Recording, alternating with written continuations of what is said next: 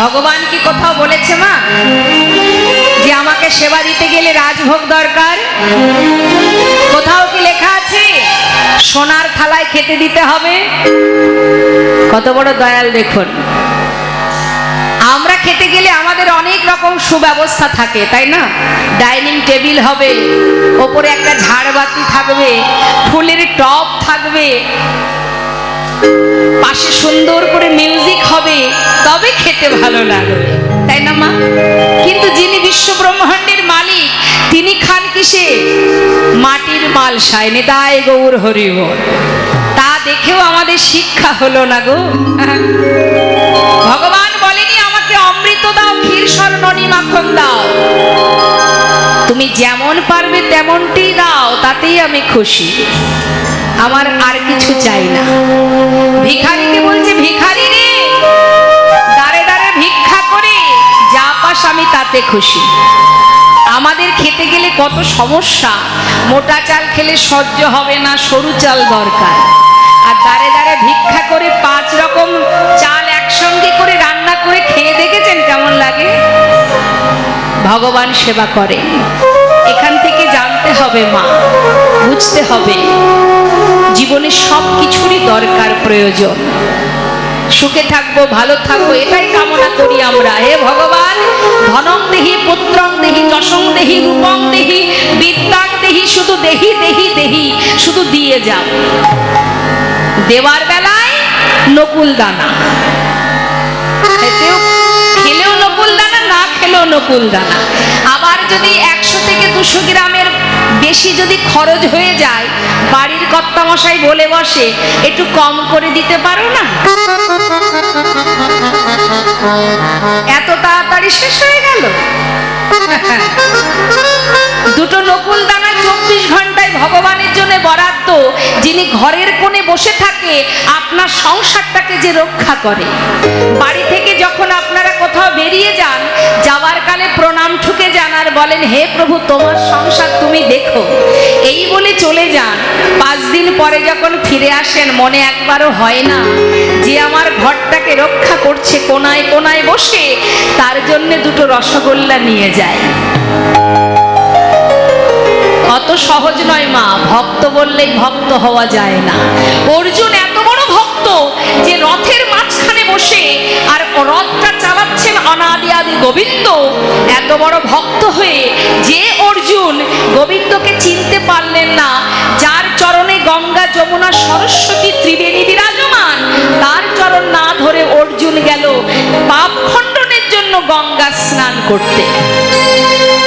আর আমরা দুটো নকুল দানা দিয়ে যদি মনে করি আমরা বিরাট বড় ভক্ত হয়ে গেছি, তাহলে মুশকিল। একটু মালা জপ করব, একটু সাধন ভজন করব, ভাববো বড় ভক্ত। যারা যোগী মনি ঋষি বনে জঙ্গলে যুগ যুগ ধরে তপস্যা করছে, তারা ভগবানের চরণ পাদপদ্ম লাভ করতে পারছে না, আমরা ভক্ত হয়ে গেছি। অত সহজ নয়। মহাজন বললেন ভক্ত হওয়া সহজ কথা নয়। পুনঃ পুনঃ ঘষণে সুগন্ধি চন্দন, পুনঃ পুনঃ পোড়াইলে উজ্জ্বল কাঞ্চন, পুনঃ পুনঃ জনমে ধর্মে হয় মতি, পুনঃ পুনঃ সাধনে অধমে পায় গতি। তাই গৌর হরি। সাধনা করো, ভজন করো, ভালোবাসো, কিন্তু অহংকার করো না। অহংকারের এতটুকু যদি তোমার মধ্যে তৈরি হয়ে যায়, সারা জীবনের যা সাধন ভজন সব ধূলিসাৎ হয়ে যাবে। অহংকার ভগবান সইতে পারেন না, যার কারণে কুরুবংশ ধ্বংস হয়ে গিয়েছিল মা। তাই ভগবান তুমি যেমনটা দেবে ভগবান তাতে খুশি। সবরীর এঠকুল বলুন মা, যে সবরী সকলে লাঞ্ছিতা ছিলেন, বনের ভিতরে ছোট্ট কুটিরের মধ্যে বাস করত। রামকে কি খেতে দেবে? আহা, কি আশা তার মনে, কি ভালোবাসা তার। আগেই বলেছি ভগবানকে জন্য অমৃত লাগে না, ক্ষীরস্বর লাগে না, কীর্তন এই জন্যই শুনতে হয়। তাহলে আমাদের অন্ধকার, আমরা যে অচৈতন্য, আমরা যে জ্ঞান শূন্য অজ্ঞান হয়ে পড়ে আছি, এই অজ্ঞানতার অন্ধকার দূর হয়ে যাবে কীর্তন আস্বাদন করলে। তা মাগো, বন থেকে কুল পেড়ে খেত মা। আগে দেখতো মিষ্টি কি টক, এঁঠো কুলটা রেখে দিত, যেটা মিষ্টি সেটা তুলে রাখতো। প্রভু রামচন্দ্র সেই এঁঠো কুলই সেবা করেছিলেন মা। আপনি পারবেন আপনার উচ্ছিষ্ট ভগবানকে দিতে? পারবেন না। কেন? আপনি তাকে ভালোবাসেন ভগবান জ্ঞানে, বিগ্রহ ভেবে, চিত্রপট ভেবে, নিজের জন ভেবে যেদিন ভালোবাসতে শিখবেন, সেদিন নিজে মুখে যেটা খাবেন, খেতে গেলে মনে হবে ও তো আমার আগে, আমি ওকে ভালোবাসি। আপনি কিছু খেতে গেলে যেমন আপনার সন্তানের কথাটা আগে মনে পড়ে যায়, ঠিক তেমন যেদিন ভগবানকে নিজের করে আমরা ভালোবাসতে শিখব, কিছু খাওয়ার আগে তার কথা মনে পড়বে।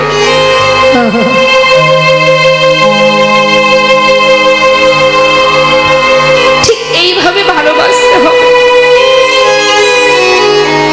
আমরা পারি না, তাই আমরা মনে মনে ভাবি ভগবান খায় না।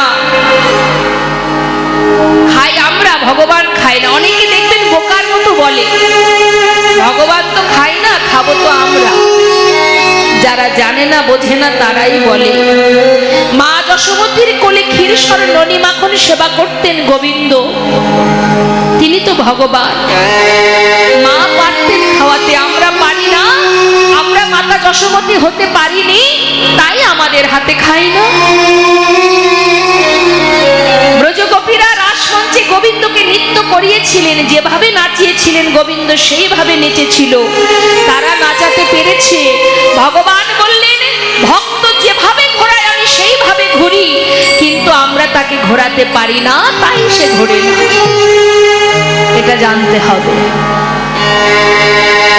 তুমি যেমন সেবা দেবে ভগবান তাতেই খুশি।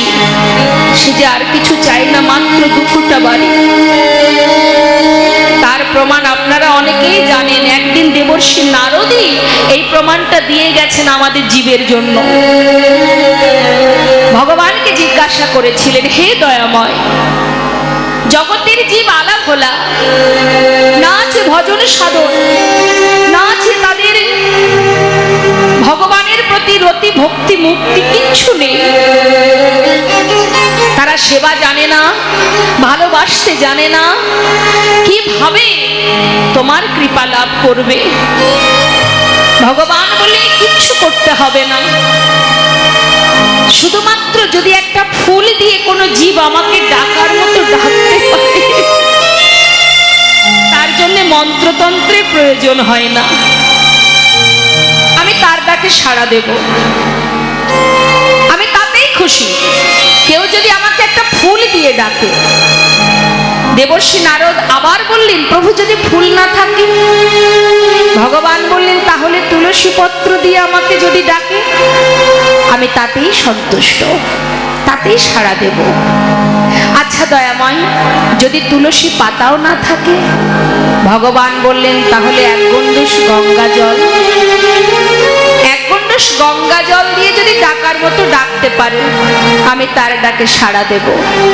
ও দয়াময়, হে করুণাময়, যদি গঙ্গার জল নেয়া না পায় তাহলে সে কি করে ডাকবে?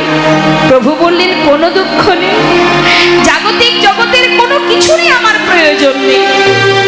আমি তো আমার প্রত্যেকটি সন্তানকে দুটি করে নয়নে দিয়েছি। একটাই দিয়েছি গঙ্গা, একটাই দিয়েছি যমুনা। সংসারের জন্য তারা সারা জীবন কাঁদে, আর আমার জন্য যদি মাত্র দুফোঁটা বাড়ি বরিশোধ করতে পারে, মাত্র দুফোঁটা, দুফোঁটা বাড়ি বরিশোধ করে যদি বলতে পারে,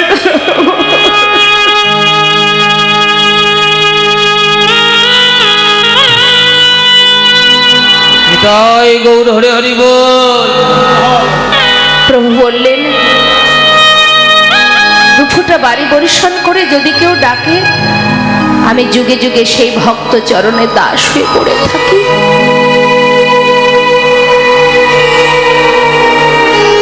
যদি ডাকার মতো ডাকতে পারে, যদি বলতে পারে, হে দয়াময়, দেওয়ার মতো তোমার কাছে আমার কিছুই নেই, মাত্র দুপুরটা বাড়ি তুমি শুধু গ্রহণ করেও দুটি নয়ন জলে ধুইয়ে দেব তোমার দুটি রাঙা চরণ। তুমি করিও গ্রহণ শ্রী সচিনন্দন জলে ধুইয়ে দেব তোমার দুটি রাঙা চরণ। করিও গ্রহণ শ্রী সচিনন্দন দুটি নয়ন জলে ধুইয়ে দেব তোমার দুটি রাঙা চরণ। তুমি করিও গ্রহণ শ্রী সচিনন্দন নয়ন জলে ধুইয়ে দেব তোমার দুটি রাঙা চরণ। করিও গ্রহণ শ্রী সচিনন্দন। আমি না জানি ভজ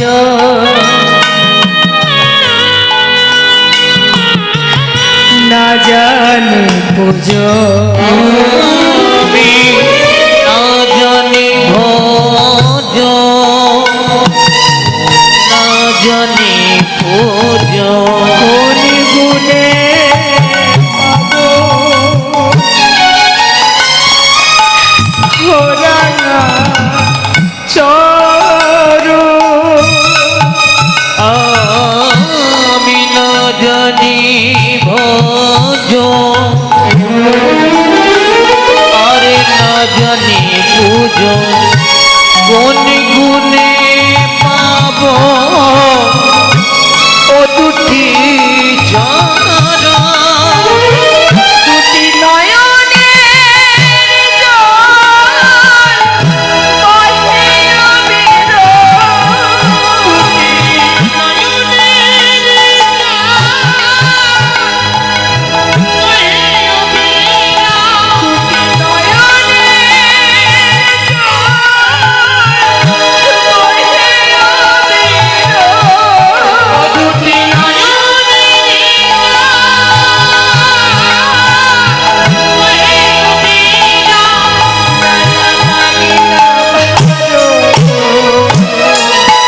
শ্রী সচিনন্দন